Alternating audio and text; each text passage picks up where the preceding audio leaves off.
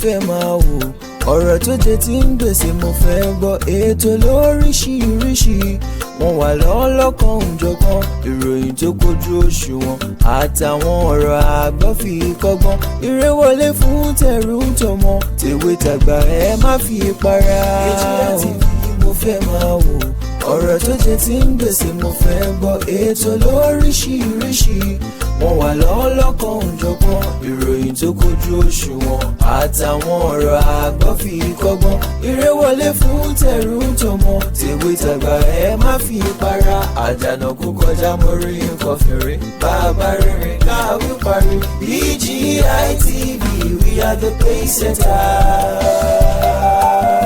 Bàbá gbàgede ìmọ̀ tẹlifíṣọ̀n station tí dòde. àwa náà lákùúdóde, àwa náà lá máa wá, ẹ̀yin náà lá sì máa bá. Mo kí wa kú dédé àsìkò yìí lórí ìkànnì tá a wà yìí o, ìkànnì bàbá gbàgede ìmọ̀ TV, BGI TV. Ẹ wá nǹkan fìdílé tàbí kẹ́ fìdílé nǹkan, kẹ́ tó já gbọ́ àwọn àṣírí tó tó tú bí wọ́n ti ṣe yọ ọ̀bẹ sí Nàìjíríà tí wọ́n bá wa pín. Wọ́n bù oníkálukú ń bu tiẹ̀, wọ́n sọ di ẹja àbùbù tán, wọ́n wá ń bù bó ṣe wù wọ́n, oníkálukú ń bù, wọ́n ń bù jẹ ni. Ṣàdédé ni a rí nígbà tí Tinubu wọlé tí wọ́n bẹ̀rẹ̀ sí ní tú àṣírí Emefiele. Ẹ̀tí tó yani lẹ́nu ni pé lẹ́yìn tí Emefiele ìṣe la rò pé Emefiele nìkan ni, a ṣẹ̀tún wá rí létà wípé àwọn tí wọ́n tiẹ̀ tún bu ìlú yìí jẹ bó ṣe wù wọ́n, tí wọ́n bù jẹ hàùhàù àfi bí ẹni pé èèyàn rí ẹja àbùbù tán tó kú sétí òkun, tó ní kálukú wá ń yọ ẹni yọ̀dà ẹni yọ̀bẹ́yọ̀bẹ́. Ìlú tá a wà yìí, mo máa ń sọ fáwọn èèyàn pé Nàìjíríà ní owó ju any other country lọ in the world, that we are the richest. But a ní problem kan nílùú yìí, àwọn managers tá à ń gbà tí wọ́n manage wealth wa, oníkálukú alájẹbánu ọlọ́wọ́ mẹ́wẹ̀ẹ̀wá fọwọ́ mẹ́wẹ̀ẹ̀wá jẹ́, àwọn ọ̀sọ̀ǹgbè táwọn náà tó mọ́ra, àwọn tó jẹ́ pé wọ́n ṣe rí báyìí ló rànjú mọ́ wọn, ọmọ ìjẹbẹ̀rì tí ń jákú àyà, àwọn ò tí ẹ̀ jákú àyà rárá, àwọn kó tọwọ́tọwọ́ tẹsẹ̀tẹsẹ̀ ni. Ló fi jẹ́ pé ìlú yìí bá ti dáa gan-an, kò sí nǹkan tí ọmọ Nàìjíríà ń wá ní foreign countries. We have no business in another country. Níjọ́ wo làwa ti gbọ́ rí pé ọmọ Amẹ́ríkà, ọmọ UK, ọmọ China, ọmọ Japan, ọmọ Korea wọ́n wá sí leon ní other countries, or wọ́n fight fún visa other countries láti lọ gbé bẹ̀.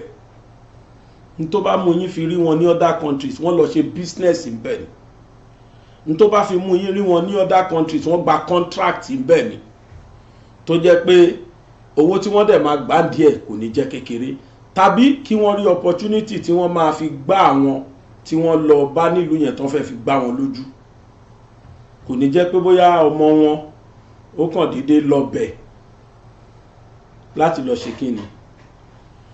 Nígbà táwọn náwọn managers tó dáa, kódà títí máa ọmọ from Asia countries, ẹ lọ sí Malaysia, ẹ lọ sí Dubai, ṣé ti rí United Arab Emirates, ẹ lọ sí Saudi, ẹ lọ wo àwọn ọmọ wọn, ẹ lọ wo àwọn tí wọ́n ń gbé bẹ̀, ẹ lọ wo bí ìfàyàbalẹ̀ ṣe wà láwọn countries wọn káàkiri.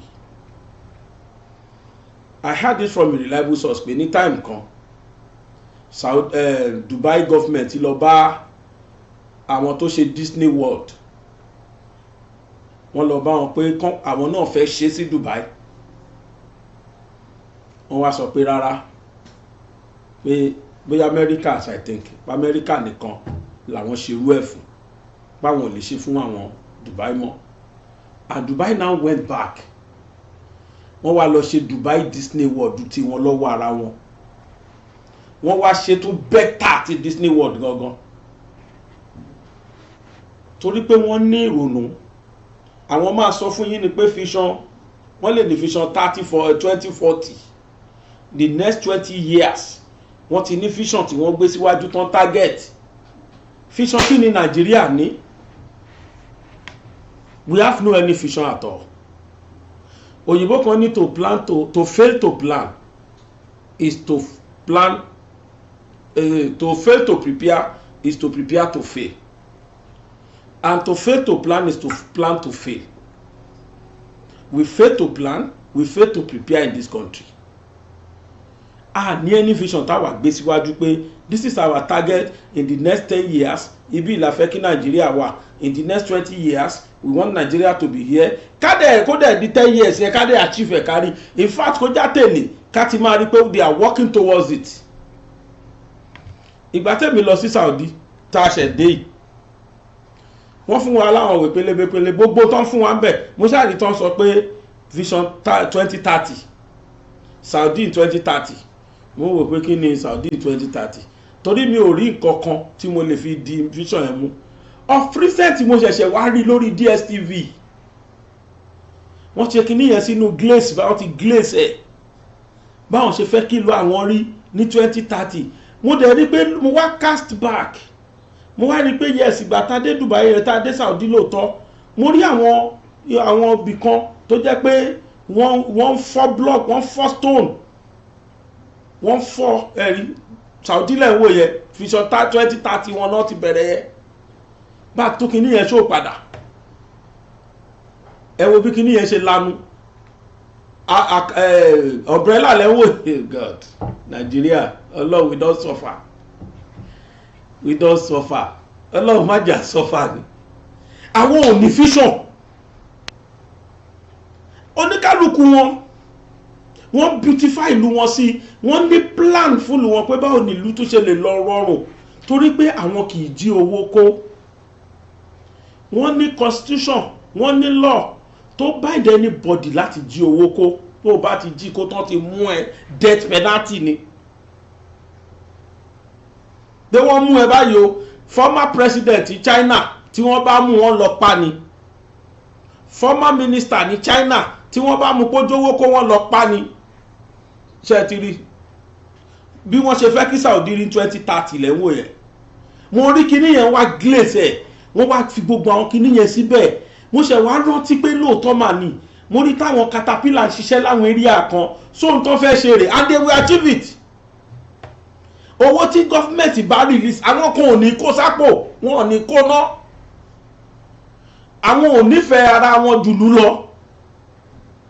Gbogbo Asian countries ẹ lọ wo most of them now,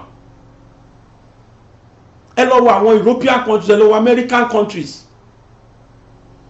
àwọn ìlú tó jẹ́ pé they set goals, they set vision, wọ́n dẹ̀ work towards the achievement of that vision. Ọjọ́ wo Saudi lẹ̀ wò yìí, this is their vision 2030. Oríṣiríṣiríṣi náà ti ń dánwò.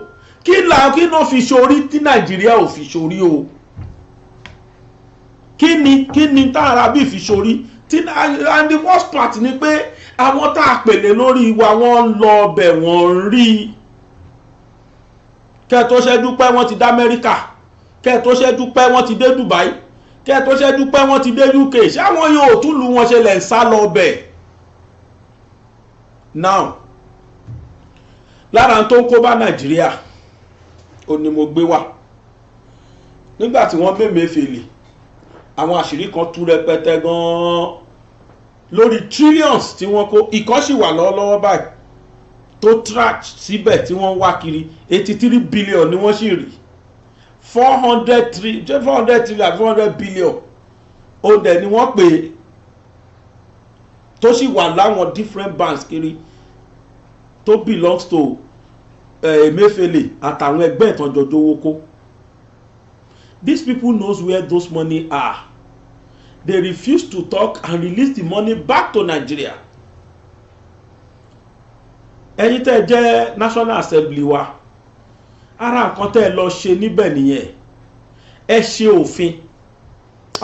National Assembly tó bá lè ṣe òfin yẹn máa gbé kúdùsì fún wọn báyìí. Kódà ọmọ Nàìjíríà máa dúpẹ́ lọ́wọ́ wọn. Ṣùgbọ́n àwọn wo who want to bet the cat? Èwo ní kí iṣẹ́ kan náà jọ ní gbogbo wọn? Èwo ní kí iṣẹ́ kan náà jọ ní wọn? National Assembly ló máa ṣòfin pé kán pa òun. tá a bá lè rá wọn tí wọ́n bẹ̀rù ọlọ́run tí wọ́n lè ṣe irú òfin yẹn pé ìwọ tó bá ti hold any public office tí wọ́n bá ti lè mú ẹ wípé ẹ̀ǹbẹ́sù owó kówó náà, if the money is more than 1 million naira you should be executed. tó bá lè ṣe òfin yẹn bẹ́ẹ̀ pé o ti hold the public office o, minister ló jẹ́ ni, senator ló jẹ́ ni, governor ló jẹ́ ni, commissioner ló jẹ́ ni, house of assembly member ló jẹ́, or national, both national and state, or president or governor, any of the public office tó bá ti hold rí tí wọ́n bá ti lè mú ẹ bá ipò ojí owó kó, if the money is more than 1 million mo fi if see do you know why? kò wọ́ ọ̀tẹ̀ kan náà execute èèyàn fún owó tó jí tó less than 1 million. ẹnu kọ́kọ́ ṣe baggage plea kó dá owó yẹn padà ní, tó bá sì kó bí 200,000 300,000 tí ó lè pàdù lára ó yẹ tẹ́ ẹ ti mú ẹ sọ fún kó dá owó wa padà. bọ̀tẹ́ tó bá ti jí above 1 million naira kò kọ́ lọ pa, kó má sì pé kíní kọ́ pa kí gbogbo ayé rí báyìí kan execute. ó lè ló lè jẹ́ o, ó ti di robbery, ó rọ́ọ̀bù nàìjíríà ni. ṣe ìríjọ́ tó bá lè sign irú òfin bẹ́ẹ̀ tán approve ẹ̀ bẹ́ẹ̀ ọlọ́run o.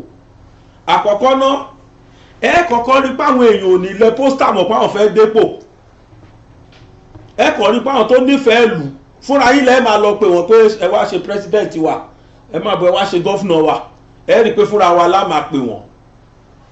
èmi nìyẹn lẹ́ẹ̀kejì ni pé ẹ rí pé gbogbo àwọn tí wọ́n bá wà nípò ìtọ́ bá kó wọbẹ̀ náà máa kó jáde, tọ́ kó wọbẹ̀ náà máa kó jáde, otherwise a kàn máa rí pé tó ń ta recharge card tí family ẹ̀ jàjà di president tó fòun náà ṣe pa ship láàrí tí ó máa ṣí láìpẹ́ bí irú tó ṣẹlẹ̀ sí Túndé mo sọ ní mu ẹ̀ Túndé tó jẹ́ family Buhari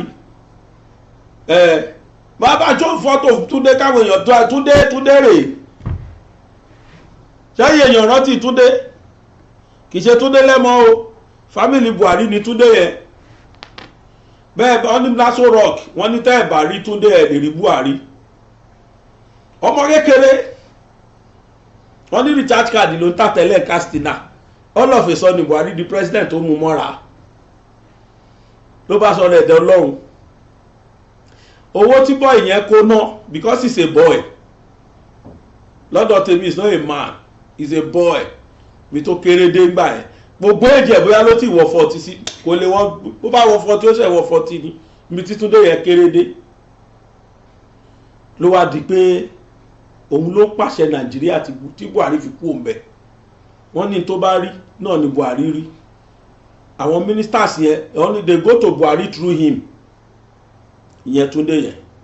now kí mo fẹ́ fàyọ ni pé today ẹni ta recharge card lánàá ẹ wá wo ṣíìpù láti Túndé ṣí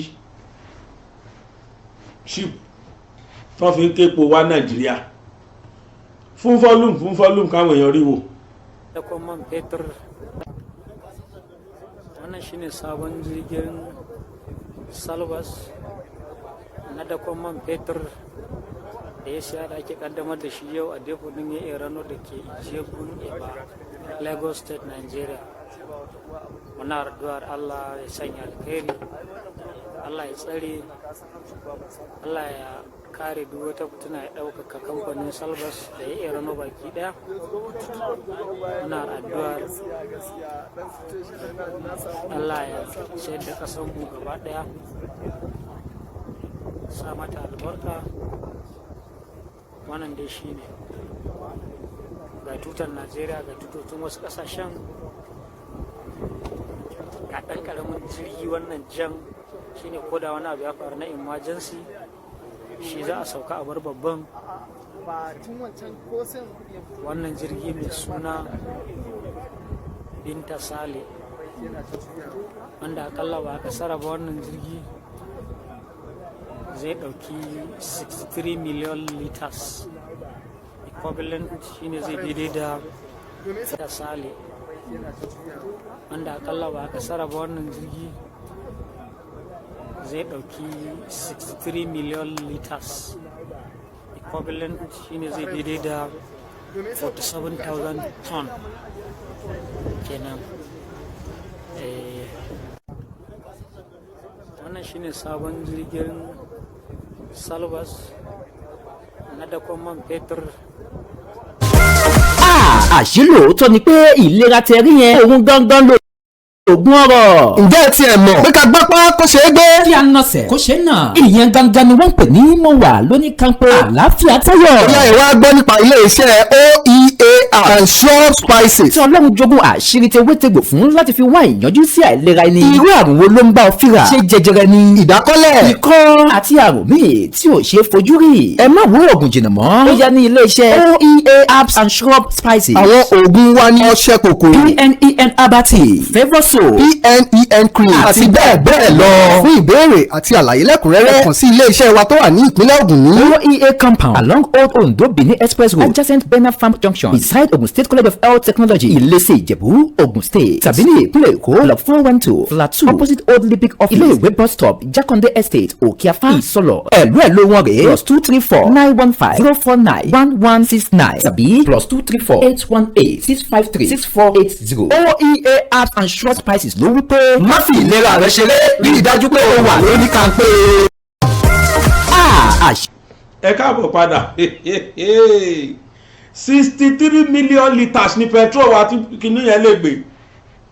Òun náà ti jẹ́ ń bẹ̀ yàtọ̀ fún ìtó jẹ pẹ̀lú gọ́fìmẹ̀ntì.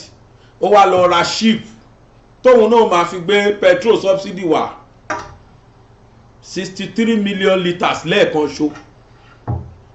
Òun ló máa gbé wọlé. Owó Nàìjíríà ló fi rà o. Ẹjọ́ ó sù mí sí kóòtù pé mo sọ bẹ́ẹ̀ kó wá sọ bí tóun ti rówó iṣẹ́ tó ń ṣe tó fi rírú owó yìí kó wá sọ fún wa ká gbọ́ o. Iṣẹ́ tí Túndé ń ṣe tó fi rírú owó yìí kí Túndé wá sọ o. Ó lóhùn Túndé kí ló ń jẹ́ náà Túndé Bàṣírù àbí kí Ọlọ́run Nàìjíríà àfikọ́ lọ ṣàánú ẹ Túndé Sabiu ó jẹ́ nephew sí Buhari ó dẹ̀ ní personal aid ẹ̀ nígbà yẹn ó ní personal aid ẹ̀ nígbà yẹn owó tó lò nìyẹn o tó fi owó wa ṣe ó ní gbogbo wa ń wò yẹn. So èní nìyẹn. Ẹlẹ́ẹ̀kejì ká lè mọ̀ wípé Nàìjíríà kò sí nǹkan tó kó bá Nàìjíríà tí ò jẹ́ kó délẹ̀ lérí. Kò sí nǹkan tó kó bá Nàìjíríà tó jẹ́ kí Nàìjíríà fi wà bó ṣe wà yìí. Kò sí nǹkan tó fà á tí Nàìjíríà ò fi kọjá bó ṣe wà. Mo dẹ̀ sọ ń gbà yẹn wípé a nílùú ìṣẹ́ tó bá jẹ́ ká má ní àwọn managers tó jẹ́ wrong managers and bad managers, Nigerians has no business láti lọ máa ṣe yẹsà fún wọn UK, US, China, Europe and anywhere in the world. Láyé ìgbà kan àwọn ni wọ́n wọlé wá sáàfù wa láyé ìgbà kan. Bẹ́ẹ̀ tó bá ti fi wọ́n sípò bá ìgbàrà ojú Nigerians ti so là débi pé tó bá ti fi wọ́n sípò báyìí they must become billionaire. Barrister fi kọrin ó ní tẹni tá wí yóò bá rí légbé tó bá ṣèjọba Nàìjíríà fọjọ́ mẹ́ta láìsí tàbí a ti di bílíọ̀níà o tàbí mọ́ǹtì bílíọ̀níà. Ṣó parọ́ ni ẹ tún gbọ́ tuntun. Lára àwọn tí Buhari yàn sípò nígbà yẹn ara wọn ni Nami tó jẹ́ chairman Federal Inland Revenue Services, chairman Nigerian Revenue Agency FIRS, Federal Inland Revenue Service. Àwọn ni wọ́n máa ń gba gbogbo àgbà táàsì àgbà kìíní kan single treasury account àwọn náà gba gbogbo ẹ̀ wọlé ńgbà yẹn. Àwọn ni wọ́n wà ní charge internal generated revenue gbowó tí Nàìjíríà bá pa wọlé lórí owó tá generate inú ilé àwọn ni wọ́n ń pa wọlé. All of a sudden akọ̀dédé gbọ́ pé Tinubu yọ ó jọ mọ Haúsá ó jọ mọ North. Akọ̀dédé gbọ́ pé Tinubu yọ dànù kí lọkùnrin yìí ṣe kí ló ṣẹlẹ̀ òun gan òrò títẹ́lẹ̀ ọ̀sọ́kan orúkan ló yọ dànù. Aṣọ ní tó ṣe, aṣọ wà náà tí wọ́n yọ ọparun tí wọ́n fi ṣe straw tán fi ń fa ẹ̀jẹ̀ lára Nàìjíríà. Àwọn kọ̀ọ̀kan sì wà tá pẹ́ẹ́lì o tá à ń gborúkọ wọn lálá. Báṣìírí kọ̀ọ̀kan wọn bá ṣe ń tú náà lá máa kà fún wa. Ẹ̀dẹ̀ ni wọ́n wá ṣojú fúrú ẹ̀ ní mọ̀ pé wọ́n ti jẹ Nàìjíríà run. Ó ní mo ṣe máa sọ fún President Tinubu pé the first iṣẹ́ tẹ́ ní láti ṣe méjì ni ẹ mójútó security kẹ́dẹ̀ mójútó corruption. Tẹ́ bá lè bá wa fọ̀lú ìmọ̀ tẹ́ fi randpeg sí rando wàláì Nàìjíríà dá akọ̀yà lẹ́nu ní gbogbo àwọn tó ń jápa máa já wọlé padà. Wọ́n jápa ni wọ́n padà já wọlé padà láìrò tẹ́lẹ̀ nígbà tí ìlú bá ti fàyà balẹ̀. Kódà gbogbo àwọn tó láwọn fẹ́ lọ afẹ́ pín ní àfikà pín they will stop. But tó bá ń lọ báyìí o mi rò pa ní choice o. Tó bá ń lọ báyìí mi rò pa ní choice o. Torí pé lẹ́yìn ọdún mẹ́jọ Tinubu what next? Fulani takes over again and we go back to square one. Ṣé ẹ la fẹ́ ṣe? Òun la ṣe sọ pé they should restructure it now or never or break up. Tó bá fi lè wá solution sínsìn orin tí Yíbò ń kọ orin tí Yorùbá ń kọ orin yẹn á padà rẹ ní bọ́hùn gbé o. Because yàtọ̀ fún Fulani every other tribes are feeling cheated. Cheating ni ẹ̀kọ́ Fulani sí gbogbo òpó wọ́n wá mú Nàìjíríà wọ́n wá sọ di personal property wọn. Ẹ worú ọmọ kékeré Fulani ni ọmọ ọdún mélòó ni ẹ wo ṣípù lágbàgbà tó rà àwọn bàbá ẹ̀ tọ́jú owó kó pọ̀ ń bẹ̀ wọ́n pọ̀ o tó tí ṣe dárúkọ sí o. Ẹnìkan ṣó wà tó jẹ́ gbogbo ẹkọ́nọ́mì Nàìjíríà yọwọ́ tiẹ̀ ló wà òun dí okun ẹ̀ mú báyìí ni ẹnìkan ṣó ní Nàìjíríà yìí gbogbo ẹkọ́nọ́mì Nàìjíríà wà lọ́wọ́ ẹ̀. Ọ̀rọ̀ tí ìkàn níjọ́ ọ̀rọ̀ bá máa kàn àsọ kò ìkàn ni gbogbo àwọn olóṣèlú ló sásá bẹ́ẹ̀ tọ́jọ́ lọ invest irọ́ ẹ̀dẹ̀ máa rí wọn bíi trillionaire whereas owó ògùn èmi àti yín ni wọ́n ń lò.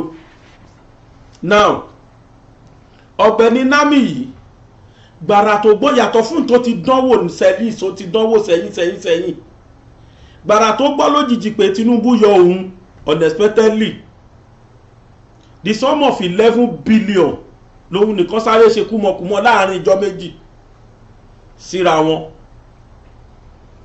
11 billion naira ẹjọ́ tí wọ́n bá kó 11 billion bá a ṣe ní Nàìjíríà worst tó yìí tí wọ́n bá kó pé ẹjẹ́ adá iléeṣẹ́ bàtà sílẹ̀ Nàìjíríà ká pè ní Nàìjíríà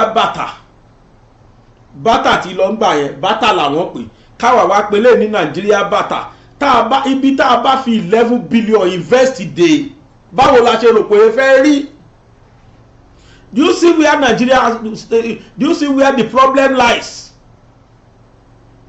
Àìnífẹ̀ẹ́ ìlú kọ́dẹ̀ gbé wa sípò ká jẹun ngbẹ nìkan bá kó 48 billion 80 kan trillion 4 billion 11 billion tó gbogbo owó yẹn starch káàkiri níjọ́ wo nílùú yẹn fẹ́ balance. Resultant effect lẹ rí bí ìlú ìṣèrí resultant effect owó tí wọ́n kó orí gbogbo owó yẹn wà ní kó dúró Nàìjíríà o ẹ máa lọ korí ẹ̀bọ gbogbo Amẹ́ríkà bọ London ẹ wà tún padà lọ ìjọba tún padà lọ tún lọ yá owó wa tẹ́ kó pamọ́ ìjọba tún lọ yá pẹ̀lú owó èlé wọn lọ yá wọlé láti fi ṣe project tó yẹ kán fi ṣe originally kálẹ̀ jíkó. Now gbàrà tí wọ́n lé máa yìí the next thing he did was ẹ jẹ́ kí n kà fún wa kẹ́ ẹ gbọ́ pé rí pé wọ́n announce òun báyìí. President Bola Ahmed Tinubu had sacked the executive chairman of the Federal Inland Revenue Service FIRS Mr. Mohammed Nami. Mohammed Nami, former chairman of the Federal Inland Revenue Service FIRS. Ṣé rí tí mi ń bá kà gbogbo atrocities yìí ò ní dùn lẹ́nu mi tí ń bá kàn sọ lórí.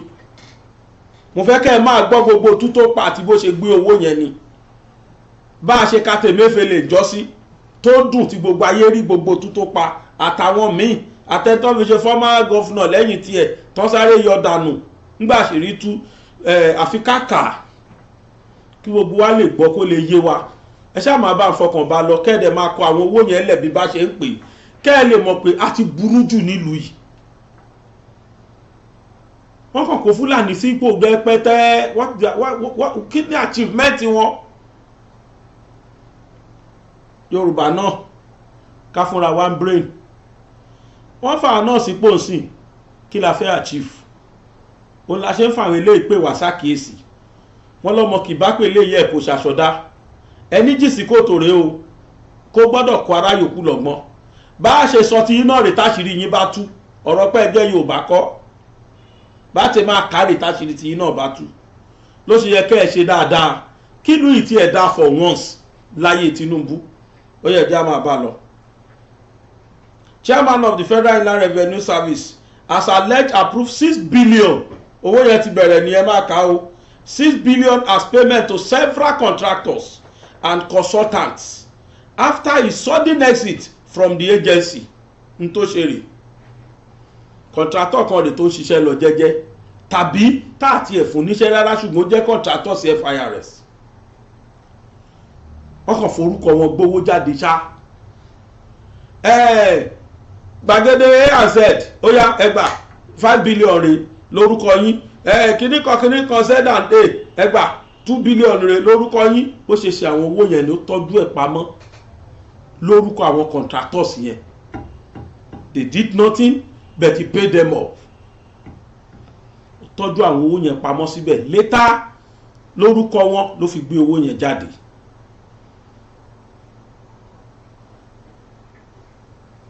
As payment to several contractors and consultants after his sudden exit from the agency, President Bola Ahmed Tinubu had sacked the executive chairman of the Federal Inland Revenue Service FIRS, Mr. Mohammed Nami.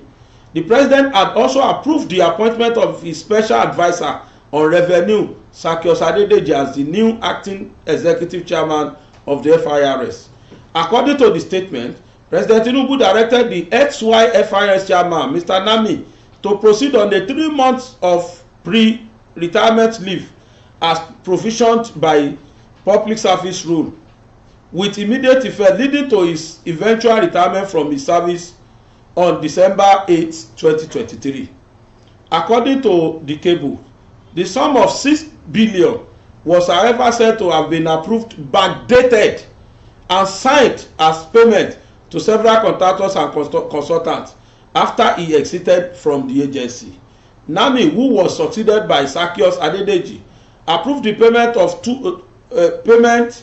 2 days after he was sacked on September 14 ni wọ́n ti lé. According to documents seen by the cable, officials privy to the documents but not authorized to speak on the matter said the former FIRS board directed staff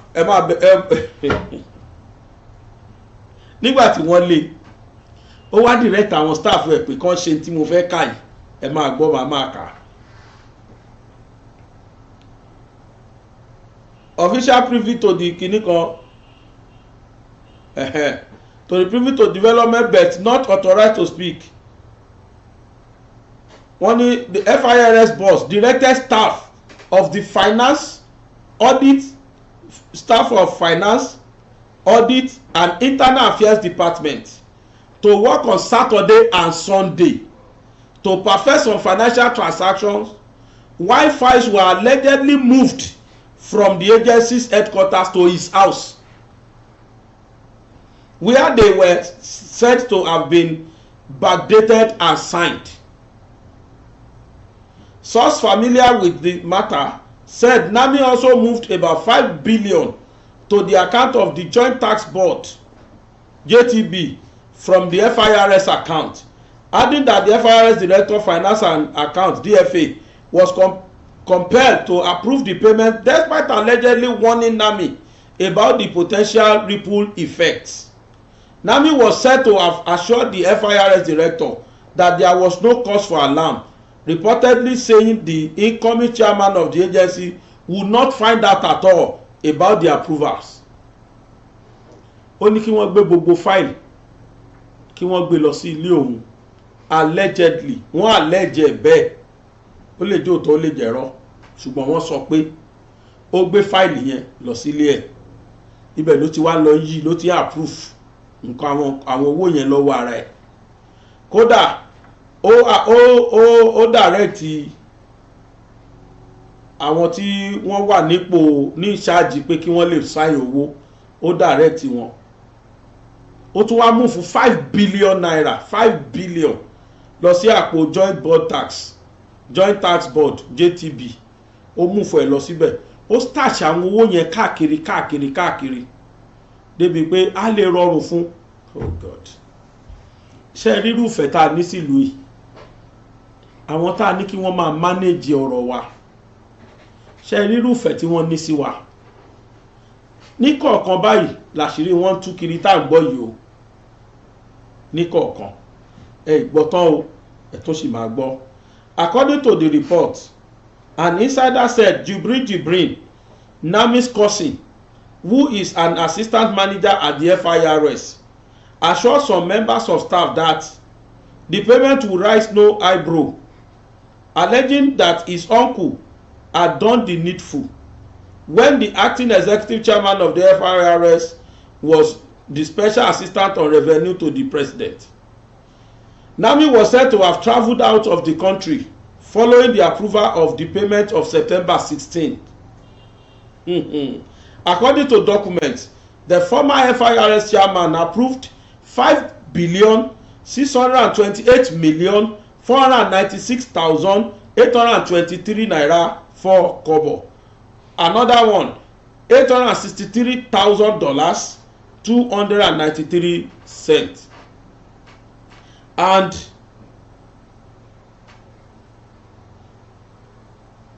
okay, $863,293. And also, he also approved $8,780, £8,780 for express payment to 196 beneficiaries, all in one day. But he moved owó kiri lẹ̀ gbọ́ yìí o. Another one, he also approved the payment of 1,409,950,000, 1,409,950,625 naira to 807 nominees for a business case for strategic leadership retreat, which is billed to take place in November 2023, while 250,325 was greenlit for FIRS data mining, management and analytics in taxation costs.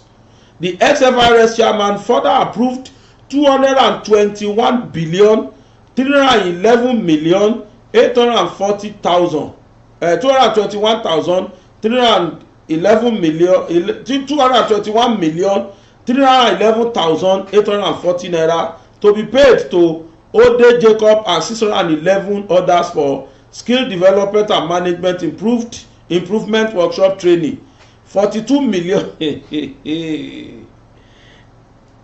approve another 42,398,000 was earmarked as payment to Mawo Dav Printing Nigeria Limited for the production of a letterhead papers and call cards, while another 513,718,000 was approved for Gabos Nigeria Limited, also for the production of letterhead papers and call cards.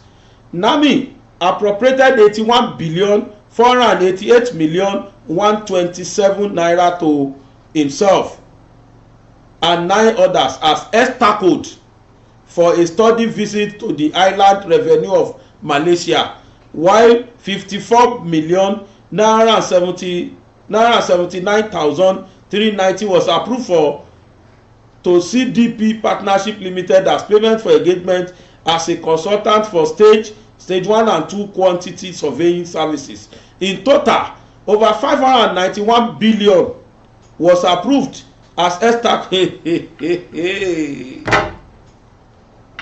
Owó yorí mi tọ̀nà lẹ́nu kí la ṣe mi ò lè kà tán ó ti pọ̀ jù ó pọ̀ ń bí rẹpẹtẹ ẹ wò mi ò rórí ṣe o òun rẹ o kẹ́rì píkṣọ ẹ̀ ní mi ìrórí ká o bó ṣe ń ká yẹn orí ń fọ́ mi tí wọ́n bá lọ túdi oníkálùkù wọn gbogbo wọn la máa rí pé ìdí wọn ń rùn kí la ṣe kí ló dé ṣé kò bá wa nínú jẹ́ bílù ìṣèrí ni ṣé àwọn èèyàn ò ní làákàyè ṣé wọn ò rò ni wípé àwọn làwọn fọwọ́ ara wọn bàálù ìjẹ́ bẹ́ẹ̀ ṣé bí wọ́n travel out wọ́n lọ sáwọn other countries tó bá jẹ́ báwọn other countries ṣe ń kó owó náà rèé ìlú wọn ò ní dà bẹ́ẹ̀ nílé sá lọ bẹ́ẹ̀ commissioners mélòó ni wọ́n ní Dubai because Dubai is a state ní under United Arab Emirates commissioners mélòó náà níbẹ̀ lẹ́yìn ọba àti àrẹ̀mọ ọba tí wọ́n ń pè ní crown prince àtàwọn bíi méjì mẹ́ta náà jọ ń ṣèlú àwọn náà jẹ́ commissioners tó yàn wọ́n dẹ̀ nífẹ̀ẹ́ ìlú yẹn débi tẹ́dà nídé àwọn aráàlú náà dẹ̀ nífẹ̀ẹ́ ìlú wọn pa bí wọ́n bá rí píìnì tó jẹ́ tìlú wọ́n máa guide ẹ̀ judiciously ni àwa Nàìjíríà bàbá ti lè l'opportunity láti fẹsẹ̀ tẹ́bẹ̀ báyìí bá ti kó gbogbo ẹ̀ tá a sọ di tẹ̀bí wa nìkan la máa wá ọjọ́ wo la fẹ́ change ṣèlú yìí ní òpù mọ́ rárá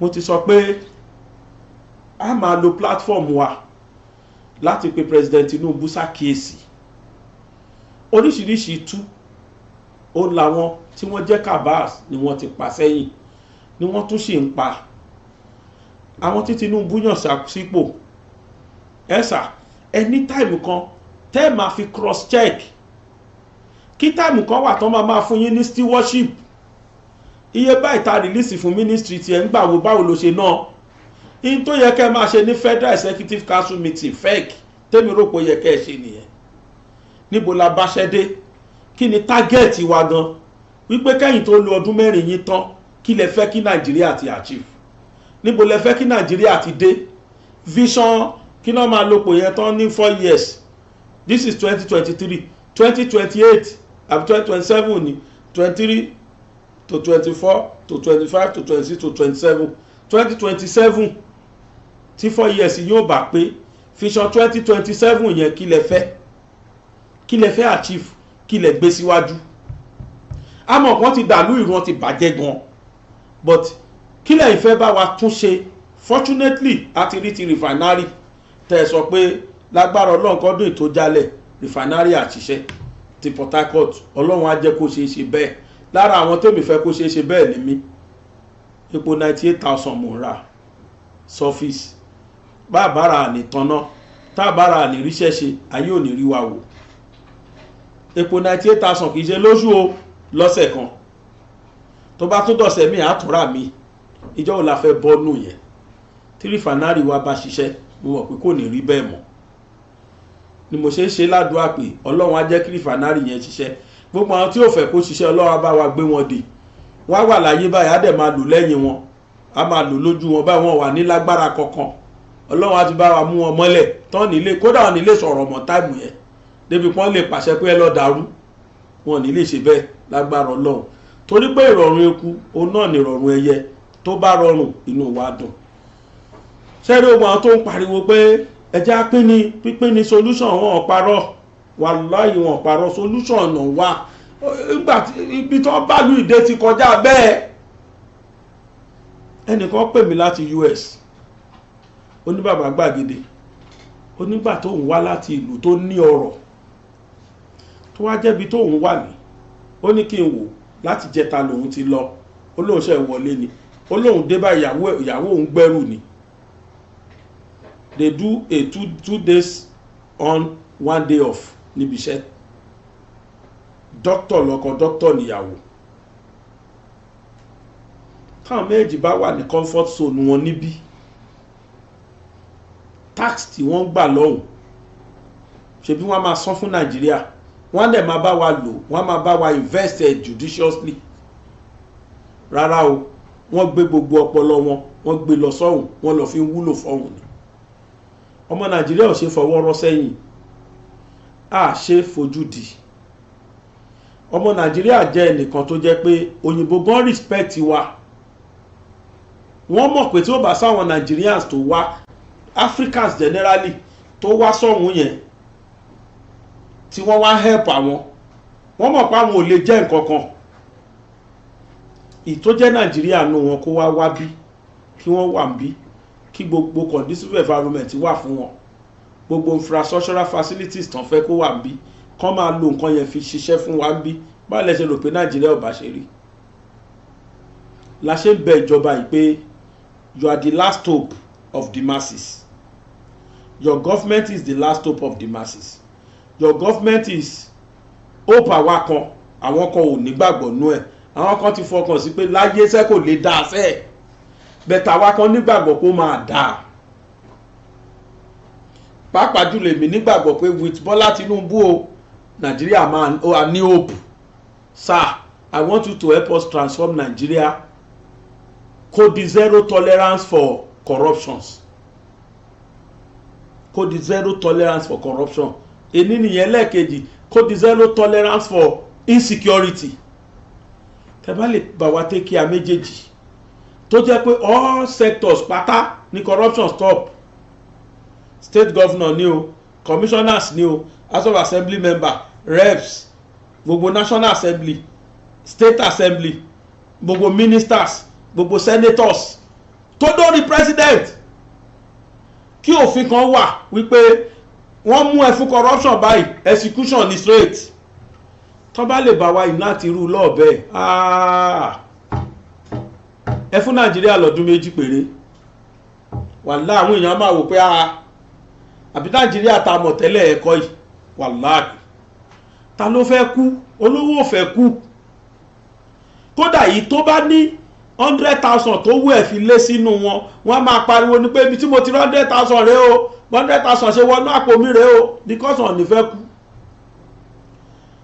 Gbogbo àwọn tó ti wá kó owó wa pamọ́, kán ṣòfin pé kán lọ kó wá. Ìjọ tí irú àlàbẹ̀ ẹ̀ bá ṣe, Nàìjíríà máa bọ́ nìyẹn o. Gbogbo ẹ̀yin tó a ti mú previously àtẹ̀yìn tá a ṣe mú, in tí ò ní mú wa pa yín, ẹ lọ kó gbogbo owó wa tẹ́ ẹ kó wá, ẹ dá padà sí pọ̀ sí Nàìjíríà. Ẹ rí iye tí Nàìjíríà máa ní. Tí owó mi bá wà lẹ́yìn trillion, bóyá lẹ́yìn tí kí ló kù, billion, tí billion bá wà, ẹ rí pé billion Nàìjíríà máa ní. Because there are a lot of individuals tí wọ́n starch owó wa káàkiri different accounts. Àwa ní ìlú yẹn ò work. So gbọ́dọ̀ jẹ́ èèyàn kan ní Nàìjíríà. Kò gbọ́dọ̀ jẹ́ èèyàn kan àti kú, àti slum àti kú tipẹ́. Yes. Tá a sọra wa dẹjalẹja ń jẹ sanra. Kò sí bẹ̀rù Ọlọ́run, kò sí bẹ̀rù èèyàn, kò sáànú èèyàn lójú wa. Wọn ò láàánú ọmọdé, wọn ò láàánú àgbà. Àwọn èèyàn ń ké lọ́tún lósì. Ẹ gba ẹ̀tọ́ lórí wọn, ẹ̀dẹ̀ ní fún wọn. Àìmọye bẹ́ẹ̀, àìmọye tó wà nípò bẹ́ẹ̀ tí wọ́n fi nǹkan rán sáráàlú, ẹ lọ fáwọn èèyàn yín. Adẹ̀yà kó sápò, òun àtàwọn ẹbí ẹ̀ àbóhun àtàwọn tọ́jọ́ ṣòṣèlú, wọ́n á yá pín, ṣán bẹ̀rù Ọlọ́run nìyẹn. Ẹ wòye tọmọkùnrin nìkan kó sí tí ẹ tún kéré o, wàláì. Wọ́n wo how much is 11 billion àbélò la pè tí ẹ kéré náà, very small money. Kò tó pàtì kan ṣónú nǹkan tẹ́mẹ́fẹ́ lè kó. Ìjọ kan péré owó tó ń approve láàrin ìjọ tí wọ́n fi lé pẹ̀lú ìjọ tó fi kó lọ́fíìsì láàrin sọ ìta o. Àmọ́ gbogbo ìtókó láti ìbẹ̀rẹ̀ títí tó ìdópin tó fi lé dànù o. Àárín yẹn ká o. Ìtókó ní àárín bí ìjọ méjì mẹ́ta tó lò ní tó jẹ́ extra days tó lò lọ́fíìsì lákàyè. Tó bá ní kó padà lọ tú díẹ̀ pé níjó ti jẹ́ chairman FIRS, ó yá wá ṣàkáǹtì ẹ̀. Tó bá tú fáìlì, Ọlọ́run ló mọ iye trillion tá a máa tuntun kan òun náà. Àwọn bíi méjì tí owó ńláńlá wa wọlé sí Central Bank àti Federal Inland Revenue Service. Ibi méjèèjì ẹ wo tún tí wọ́n fowó wa pa. Ẹ wo tún táwọn olórí wọn fowó wa pa. Àwa nílùú yẹn ò sẹ́tù. Emefiele ṣé n tóun fowó wa dánwò ní ká sọ. Òun kàn ti ẹ̀ ra property lọ.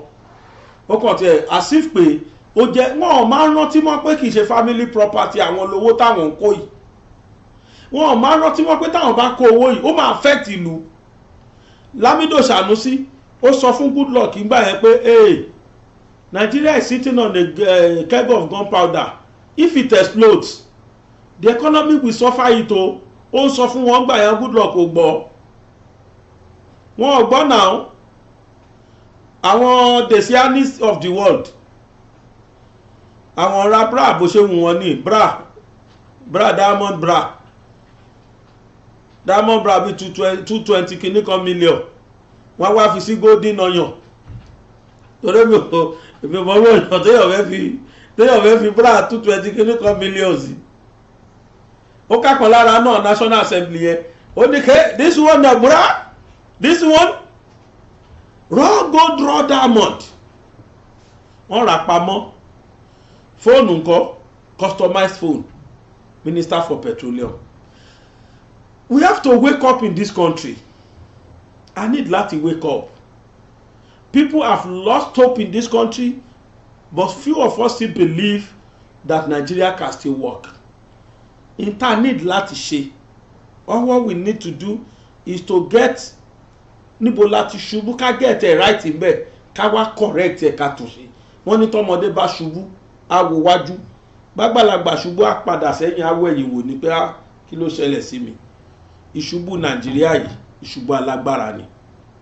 Giant of Africa tó padà di ant of Africa. Kí ló ṣẹlẹ̀? Kí ló dé? Kí ló dé tí corruption fẹ́ báyé Nàìjíríà jẹ́? Ara corruption náà ni kéèyàn kan lọ kó Fúlàní wọlé. Ara corruption ni. Ara corruption ni. Kí wọ́n kan ti plan nǹkan tó máa ṣe fáwọn Fúlàní bá ṣe máa lọ ká wọn mọ́ rèé. Káwọn kan dẹ̀ lọ leak secret fún wọn. Ara corruption náà ni. It shows we don't love that country. It shows the kind of attitude ta ní sílùú yẹn. Our attitude towards Nigeria is very very poor. 90% ọmọ Nigeria no believe in Nigeria mọ́.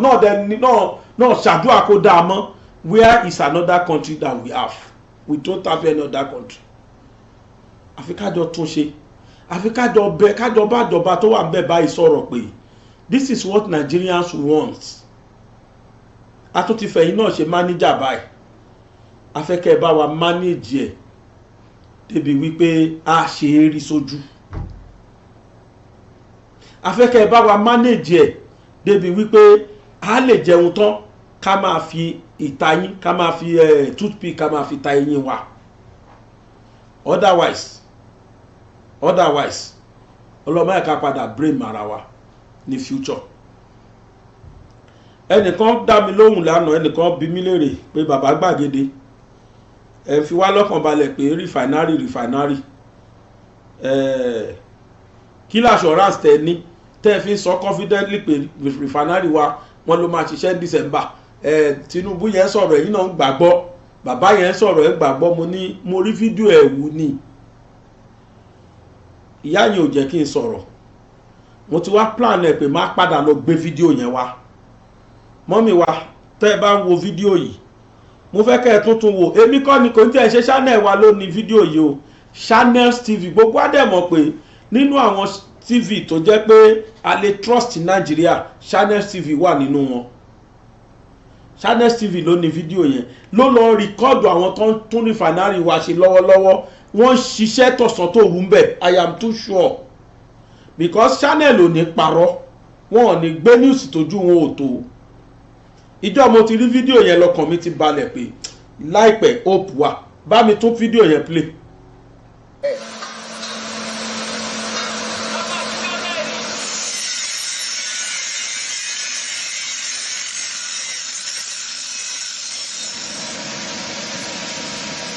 Signs and sounds of work returning to the refinery greets our ears as Channels Television's crew approach the plant.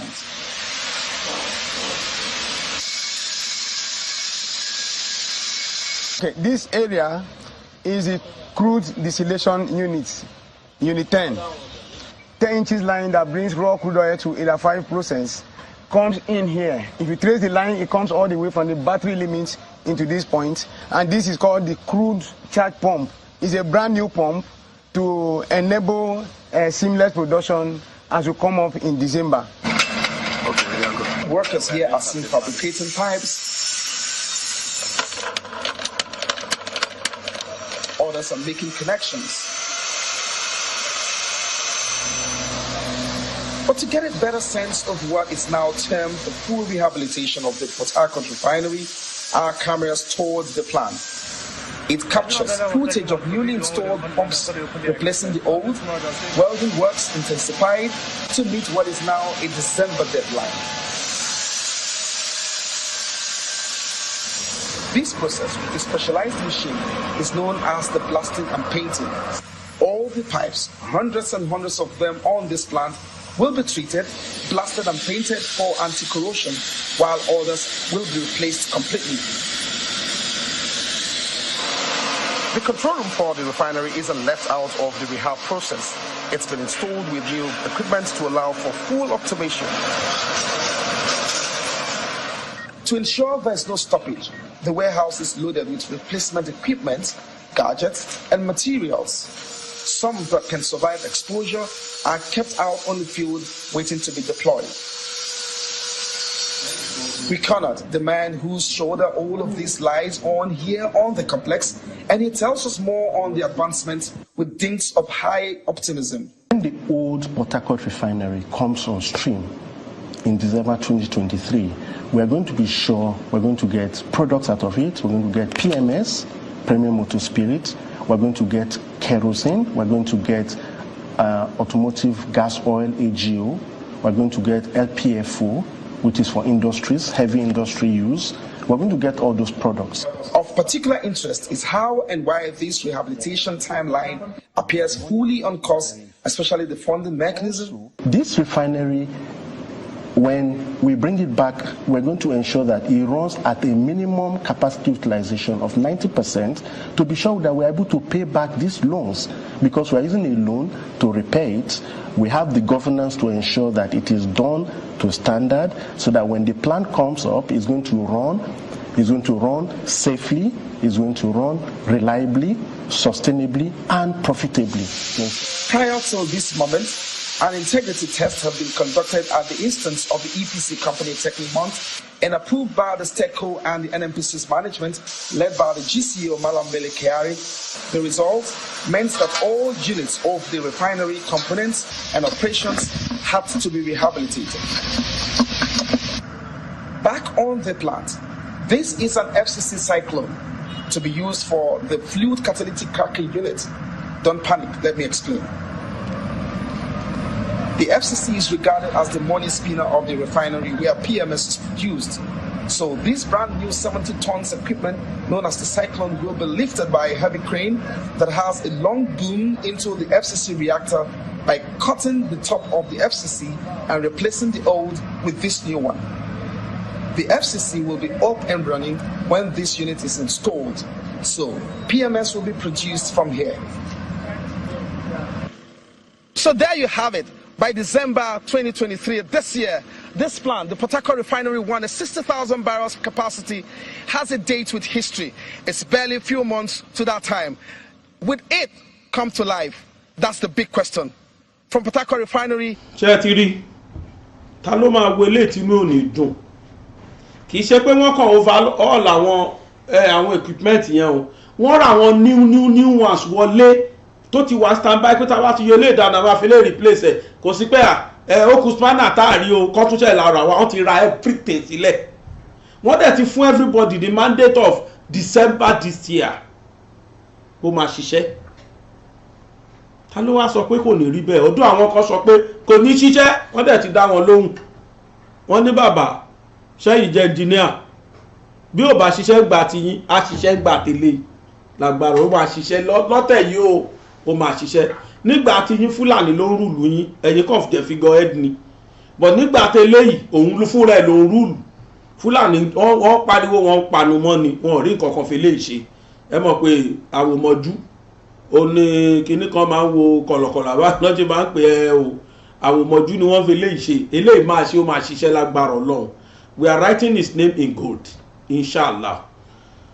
now finally lára corruption àti insecurity náà tá a sọ tẹ́ ẹ bá rántí nígbà kan wọ́n gbé àwọn ọmọ school kan wọ́n pè wọ́n ní Chibok girls lẹ́yìn tí wọ́n lọ́dún 5 sẹ́yìn láyé Buhari àwọn Fúlàní tó wá gbé àwọn kan àwọn ọmọ yẹn jẹ́ 110 students wọ́n jóbìnrin ọmọ Government Girls Science and Technical College Dapchi ní Yobe State wọ́n tún gbé àwọn yẹn ọ̀dọ̀ wọn padà rí wọn wọ́n gbé wọn ní February 19 2018 ní àwọn Boko Haram ni wọ́n kó wọn gbà yẹn nígbà tó yá wọ́n rí àwọn ọmọ yẹn gbà wọ́n rí díẹ̀ gbà nù wọn bẹ́ẹ̀ tọ́mọ kan wà ń bẹ̀ torúkọ ẹ̀ sound báyìí torúkọ ẹ̀ jẹ́ Lé Ṣàríbù tí picture ọmọ ẹ bá bẹ̀ bá fi sí Lé Ṣàríbù yìí ó wà lọ́dọ̀ àwọn Boko Haram gbà yẹn nígbà tó yá wọ́n gbé lọ sọ́dọ̀ àwọn ISWAP kò pẹ́ kò jìnnà ọmọ ìfẹ́ wọn bẹ̀ gbogbo Christian ayé ló pariwo bá fi Lé Ṣàríbù sílẹ̀ wọn ò rí fi sílẹ̀ o wọn ọ̀rọ̀ torí pé wọ́n ti fẹ́ ọmọ yẹn already láàrin wọn àwa gbọ́ news lórí ọmọ yẹn sì wípé Lé Ṣàríbù Nigeria school girl who has now spent 5 years in captivity with terrorists have reportedly married another ISWAP commander after abandoning the first husband she was forcefully married to. Local security source made this revelation in a report by Daily Trust. ọmọ yẹn sì wà ń bẹ̀ ọmọ Dapchi yẹn Lé Ṣàríbù ìyá kan ló ṣàbí lára àwọn ará bí yẹn ti fẹ́ lára àwọn náà ló tún wá kó àwọn ọmọbìnrin míì báyìí tó bá ti nídìí ọmọ tó máa fẹ́ wọ́n ń bọ̀ kí ló fà insecurity àwa tá a wà l'Amẹ́ríkà àwa tá a wà ní Europe àwa tá a wà ní Germany àwa tá a wà ní àwọn Asian countries káàkiri ọjọ́ wo la gbọ́ páwọn terrorist wọ́n wá kó ọmọ ní school wọ́n kó wọn wọnú igbó ṣáà gbọ́ rí.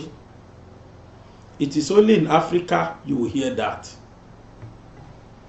Torí pé àwọn ará bí wọ́n ti rí pé kò sẹ́ni tó lè dá wọn lọ́wọ́ kọ́ pàápàá jùlọ ní Nàìjíríà ọmọ yẹn sì ó kọ ẹni tó kọ́kọ́ fẹ́ kalẹ̀ ó tó lọ fún lórí àwọn ISWAP sí wọ́n wá ń gbà kiri bẹ́ẹ̀ tó gbá bọ́ọ̀ ìyá ìwà àbí tó ti sunkún bàbá ìwà àbí tó ti sunkún látọdún 5 sẹ́yìn lórí páwọn ò rí ọmọ àwọn iléèwé ní ọmọ yẹn lọ hostel wà o wọ́n fọ́ ilẹ̀kùn wọn wọlé ní hostel kan tó kó wọn lọ wọ́n rí àwọn tó kù ẹ̀gbà bẹ̀tàn róhùn gbà Buhari promise heaven and earth gbà pé wọ́n á release ọmọ wọn rí gbà o ọmọ yẹn sì ó sì wà captive ó wà captivity ṣé mo gbà ẹ bá jẹ́ sọyìnbó sọ ó sì wà lọ́dọ̀ wọn ibi tí wọ́n gbé pamọ́ sí tí wọ́n ṣe bó ṣe wù wọ́n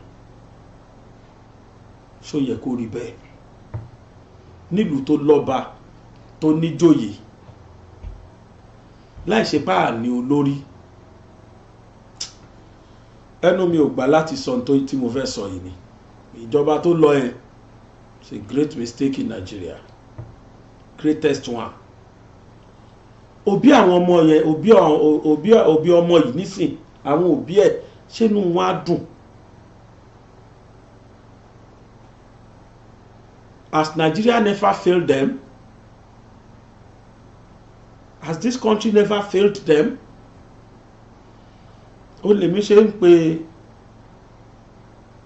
president wa pé lásìkò tí yín yìí ẹ má jẹ́ kán sọ̀tọ̀ kìtàn lé yín lórí lánàá mo pè yín pé ẹ má bá wọn negotiate wọn ò ṣe é nu lẹ́nu fún o wọn ò yàtọ̀ sí kí ejò ṣèlérí fún yàn pé ẹ má wọrí ṣé ó gba àwọn ẹran nǹkan ẹdìyẹ yín tẹ́ kó jọ ìrara nǹkan kò ní ṣe wọn màmá bá yín sọ ntẹ́ máa ṣe fún mi ni pé ẹ kàn fún mi ní nǹkan báyìí kí n máa jẹ ṣùgbọ́n ṣe rí ọmọ ẹdìyẹ yín àtẹ̀yìn ẹ̀dìyẹ yín màmá bá yín sọ ẹ̀gbọ́n ṣéjò lè lóòótọ́ ṣó ṣe nẹnu fún bẹ́ẹ̀ gan ni wọ́n ṣe rí o èèyàn bá negotiate pẹ̀lú wọn ó dáràn torí tó bá ti rí pé àṣọlẹ̀ tiẹ̀ ní àṣekò tẹ̀ ní ṣe kankan fún wa àṣọ máa bẹ̀ wá ni they will now reinforce again and they will start tormenting but tó bá ti rí pé fire for fire lẹ fún àwọn kẹ́ fún àwọn tó gan wọ́n gbọ́ wá ẹ̀ gé dànù wọ́n gbójú wá ẹ̀ gbà dànù ẹ̀ fọ́ dànù ẹ̀ wọ́n á túnra kí pé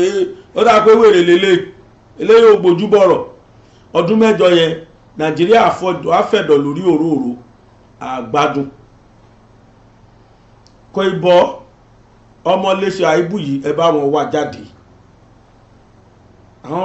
àwọn àmì wa lè gbà jáde tán bá fẹ́ gbà ayé ìgbà tí Fúlàní pàṣẹ ti lọ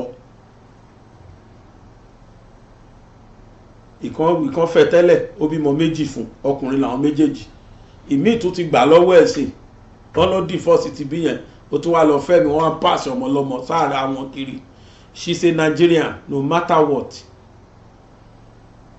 mistake tó ṣe ni pé wọ́n dá sí Nàìjíríà ayé wa ò ní jẹ́ mistake lágbára Ọlọ́run á ní sunkún lórí ọmọ wa gbogbo àwọn alájẹbánu tán bàlú ìjẹba yìí ẹ̀sà ẹ bá wa rí sí wọn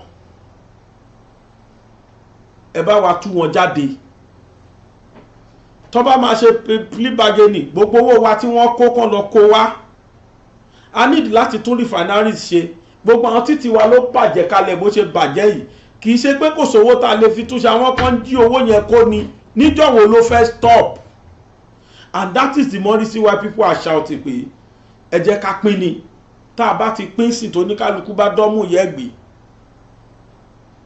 bẹ́ẹ̀ni nígbàgbọ́ kó máa dáa mo nígbàgbọ́ kó máa dáa mo wà nínú àwọn tó nígbàgbọ́ kó máa dáa pàápàá jùlọ ní tí Tinubu débẹ̀ yìí lágbára Ọlọ́run àní jẹ̀bi bọ̀ láyọ̀.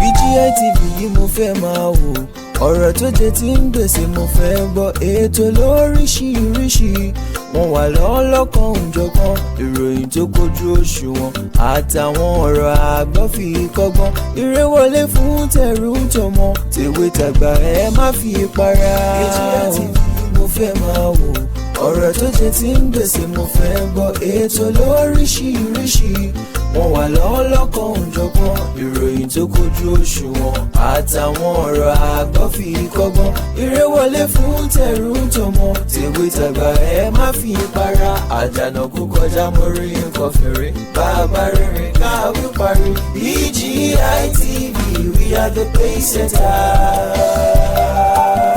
Bàbá gbàgede ìmọ̀ tẹlifíṣọ̀n station tí dòde.